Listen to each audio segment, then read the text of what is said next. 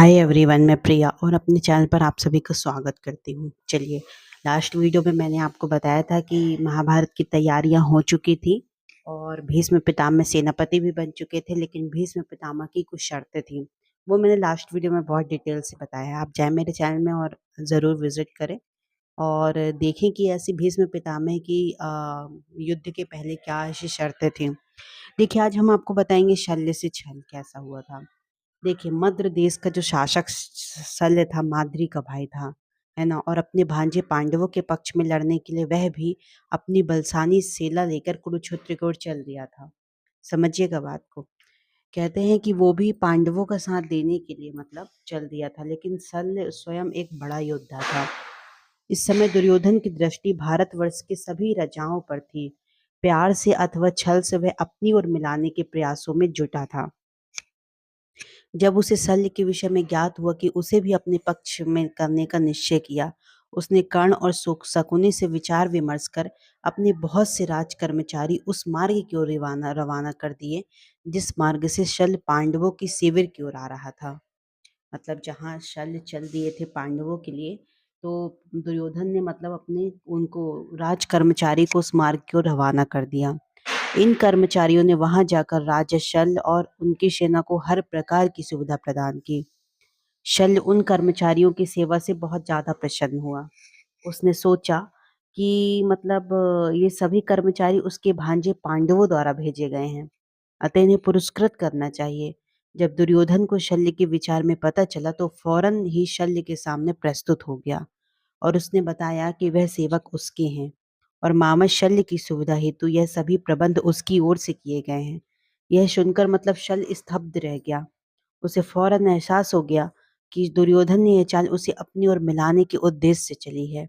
अब वह दुविधा में फंस गया है। अब क्या करे? क्या अपने सगे भांजों के विरुद्ध लड़ना उसे शोभा देगा? तत्पश्चात मन ही मन दुखी होकर उसने दुर्योधन से पूछा, कहो मैं तुम्हारे लिए क्या कर सकता हूँ? तो वो दुर्योधन कहते हैं, मामा श्री, मेरी तो एक ही इच्छा है कि अपनी शक्तिशाली सेना सहित आप इस युद्ध में हमारा साथ दीजिए। दुर्योधन की बात सुनकर शल्य जड़वत बैठा रह गया। अब दुर्योधन का साथ देने के सिवा उसके पास कोई चारा ही नहीं था। अतः उसने दुर्योधन को वचन दिया कि तत्पश्चात वो पांडवों से मिलने चल दिया। मतलब उसने वचन दे दिया। जब वो युधिष्ठिर से मिला तो उसने पूरी बात बताई और धर्मराज बोले कि आपको अपने वचन का पालन करना चाहिए। इससे हमारे मन में आपके प्रति कोई मैल नहीं आएगा। दुर्योधन ठगने में माहिर है। उसने यदि आपको ठग लिया है तो इसमें आश्चर्य कैसा? तत्पश्चात राजा शल्य ने उन्हें वचन दिया कि पांचों पांडव भाइयों में से किसी एक को भी वे हानि नहीं पहुंचाएंगे।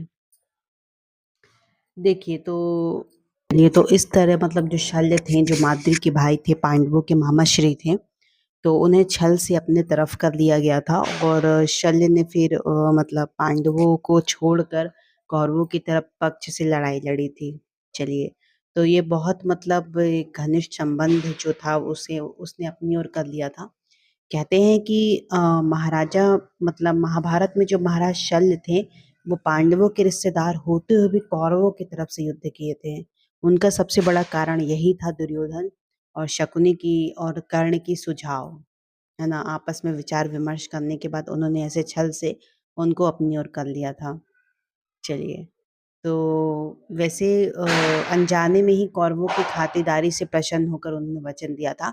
अगर वे जानते कि ये खातिरदारी कौरवों की है तो वो कभी उनका साथ मतलब वो पहले ही प्रसन्न नहीं होते या उनका साथ नहीं लेते, है ना? और जब उन्हें मालूम पड़ा तो उनके साथ छल हो चुका था। उसके बाद इस बात का पश्चाताप भी हुआ, किंतु उन्होंने वचन दे दिया था। वचन के कारण वे इतने विवश हो गए थे, इसलिए उन्हें कौरवों की तरफ से ही युद्ध लड़ना पड़ गया था।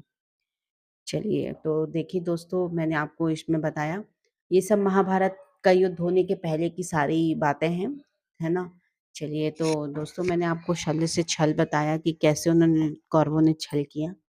चलिए, तो ज़्यादा से ज़्यादा हमारे इस वीडियो को शेयर करें दोस्तों और हमारे चैनल को सब्सक्राइब भी करें। चलिए, अगली वीडियो में हम बताएँगे कि आखिर जो महाभारत का युद्ध था वो कुरुक्षेत्र में ही क्यों हुआ था और भीष्म पितामह ने ऐसे कौन से नियम बनाए थे, नियम भी थे उसमें बहुत कड़क, है ना? चलिए, तो वो हम आपको अगली वीडियो में बताएँगे दोस्तों। बिल्कुल हमारे चैनल विज़िट करिए अगर आप महाभारत जानने के बहुत इच्छुक हैं, क्योंकि महाभारत एक महाकाव्य ग्रंथ है जो कि धर्म की रक्षा के लिए महाभारत का युद्ध हुआ था, है ना? तो अगर आप बिल्कुल महाभारत की कथा देखिए, सुनिए, बहुत ही अच्छा लगेगा आपको। चलिए, तो फिर हम क्रम बाई क्रम उसमें बताएँगे कि महाभारत के पहले दिन, युद्ध के पहले दिन क्या हुआ, फिर 18 दिन युद्ध चला था तो 18वें दिन क्या हुआ। तो हमारे जो चैनल को विज़िट करिए, सब्सक्राइब करिए, ताकि जो भी हम वीडियो मतलब अपलोड करते हैं उसका नोटिफ़िकेशन आपके मोबाइल में सबसे पहले आ जाए। चलिए, बाय-बाय दोस्तों, जय श्री कृष्ण।